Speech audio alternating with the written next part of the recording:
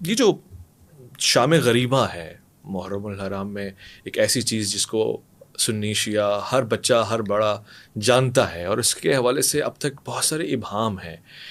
شام غریبہ کیا ہوتا ہے؟ کیا یہ باتیں جو سنی سنائی ہم تک پہنچی ہیں ویسے ہی ہیں؟ یعنی یہ اخلاقیات کے بالکل برعکس نہیں ہے کہ چراغ کا بجھا دینا اور پھر خواتین کا وہاں پہ ہونا اور مرد اور خواتین کا اخلاط ہونا اور اس کے نتیجے میں یہ تمام چیزیں. مجھے تو یہ بات بہت معیوب لگتی ہے. آپ اس حوالے سے کیا کہنا چاہتی ہیں؟ اس رات چراغ کیوں بجھا دیے جاتے ہیں؟ بسم اللہ الرحمن الرحیم.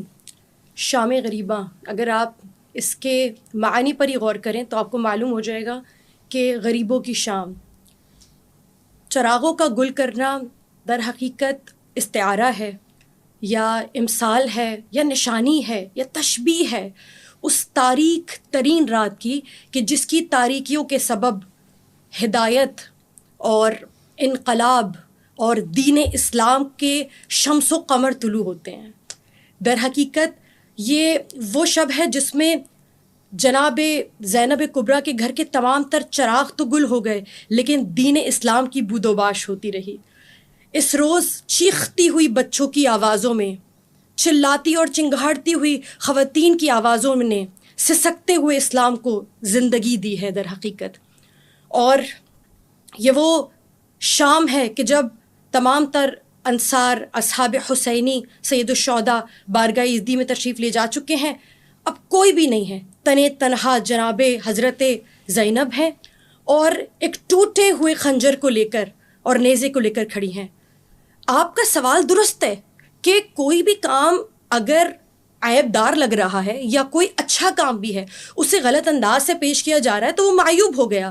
لیکن یہ شاعر حسینیہ ہیں اور در حقیقت یہ چراغ گل کرنا، میں آپ سے ایک سوال کرنا چاہوں گی. اگر کسی کے گھر میں کوئی فوتگی ہو جائے نا، میں نے دیکھا ہے بچے 2-2 3-3 دن تک کھانا نہیں کھاتے.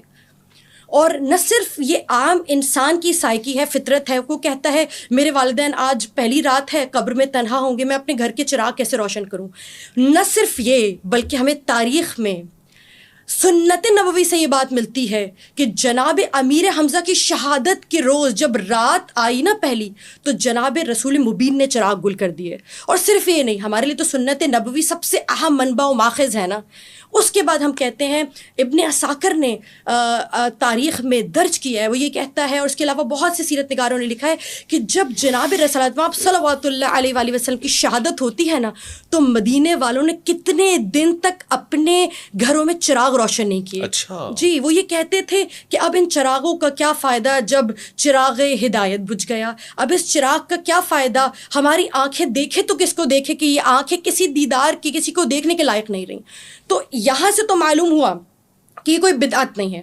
لیکن مان لیجئے اگر ہم ان تمام تر شواہد کو جو بھی میں نے آپ کے سامنے ابن عساکر کے اور مصنفین کے دیگر اور سیرت نگاروں کے پیش کیا، اگر آپ اس کو رد بھی کر دیتے ہیں تب بھی یہ کرنے کی وجہ ہے، آج آپ نے مجھ سے سوال کیا کہ چراغ کیوں بجھا دیتے ہیں، در حقیقت یہی آپ کو لانا چاہتے تھے کہ آج کچھ اگر ویسے روز جیسے 9 دن تک چراغ ہوتے ہیں، 9 دن تک ہم زیارات اٹھاتے ہیں، جلوس برآمد کرتے ہیں، سب کرتے ہیں، میرے خیال میں 8-9 دن تک کسی کو کوئی پریشانی نہیں ہوتی. لیکن جب شام غریبہ آتی ہے نا، ہر شخص پوچھتا ہے ہوا کیا ہے، مسئلہ کیا ہے. یہ جو آج آپ نے سوال کیا نا کیا ہوا ہے، در حقیقت یہ محرک ہے، یہ وجہ ہے، یہ علل ہے، یہ سبب ہے جس کی وجہ سے چراغوں کو گل کیا جاتا ہے. کوئی تو پوچھے گا اتنا اندھیرا کیوں ہے، آج کیا ہو گیا، کیا سبب ہے. پھر آج ہم بتائیں گے. آج ثانیہ زہرا ٹوٹا ہوا نیزہ لے کر عباس بن گئی.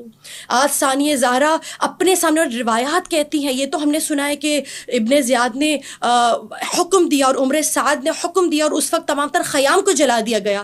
اس قدر آگ تھی کہ تمام تر مناظر مدھم پڑ گئے تھے، کسی کو کچھ نظر نہیں آتا تھا. نہ صرف یہ، میں آپ کو بیان کروں کتنے ہاشمیات، علویات، بچے اس دن بچیاں ماری گئیں. روایت کہتی ہے کہ جب تیزی سے آگ لگائی گئی اور خیام کو جلایا گیا تو اس وقت بچے دوڑے، اور بچے دوڑ کے جب مقتل میں چلے تو تمام تر بہت سارے بچے ایسے تھے جو گھوڑوں کی زمین کے، گھوڑوں کی ٹاپوں کے نیچے آ گئے. روایت کہتی جناب زینب عالیہ بھاگیں، کبھی کسی گھوڑے کی ٹاپ سے کسی بچے کو نکالتی، کبھی روایت کہتی 9 بچیاں تھیں جنہیں شام غریبہ کے روز اندھیرے میں جناب زینب نے خیموں کی جلتی آگ کی روشنی میں جناب زینب نے قبریں کھودیں اور انہیں دفن کر دیا. ان کا تذکرہ کوئی نہیں کرتا. آج آپ نے سوال کیا تو یہ تذکرہ نکل کر آیا. تو یہ شام غریبوں کی شام شام ہے تاکہ ان غریبوں کی شام، اس اندھیرے کو محسوس کیا جا سکے. ہر وہ شخص، ہر زیرو جو ہمدردی رکھتا ہے حسین ابن علی سے ذرا سی بھی، یقین کیجیے گا وہ ہمدردی اسے مجبور کر دیتی ہے پوچھنے کے لیے. اور ہمارا ان چراغوں کو گل کر دینا، بجھا دینا در حقیقت اس درد کو محسوس کرنے کے لیے ہے. یہ ہتھکڑیاں، بیڑیاں گلے میں ڈالنا، یہ اندھیرا کرنا در حقیقت اس چیز کو محسوس کرنا ہے جو سید الشہداء کے بعد ان کی خواتین، ان کے بچوں پر جو کچھ بھی گزرا.